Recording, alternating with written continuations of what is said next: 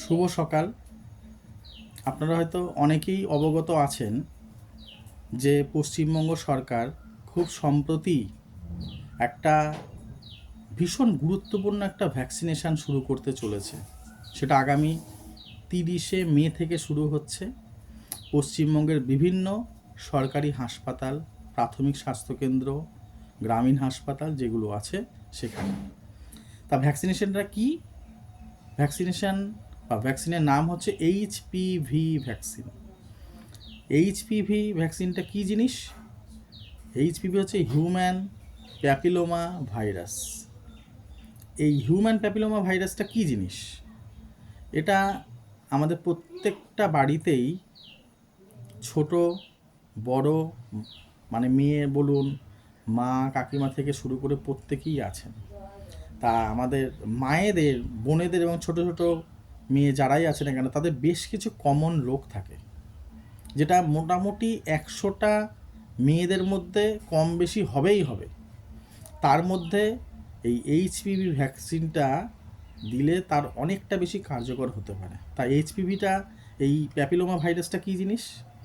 যে সার্ভিক্স, মেয়েদের সার্ভিক্স বা জরায়ুর ঠিক নিচের পোর্শনে এই প্যাপিলোমা ভাইরাসটা সংক্রমণ ঘটে। তার প্রতিরোধক হিসাবে এই এইচপিভি ভ্যাকসিনেশনটার ব্যবস্থা করা হয়েছে। এটা কি কারা পাবে? যে বর্তমানে মোটামুটি 14 বছরের জন্মদিন পালন করেছে, 15 বছর এখনও করেনি।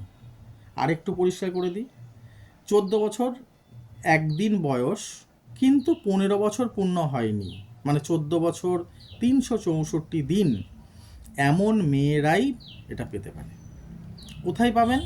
নিকটবর্তী স্বাস্থ্যকেন্দ্র, হাসপাতাল, রুরাল হাসপাতাল, প্রাথমিক স্বাস্থ্যকেন্দ্র যা যা আছে সেখানে।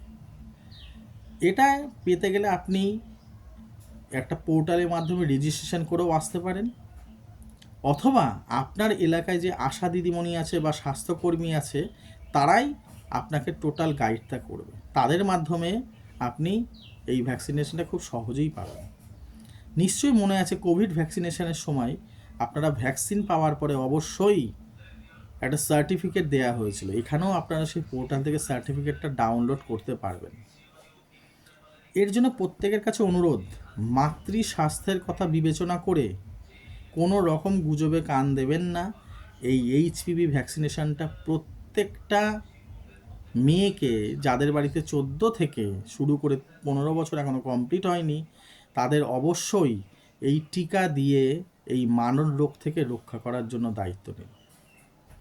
এবার প্রশ্ন, যে এইচপিভি ভ্যাকসিনেশনটার কি সাইড এফেক্ট আছে? না, একদমই নয়, কারণ এটা কোনো নতুন ভ্যাকসিনেশন নয়।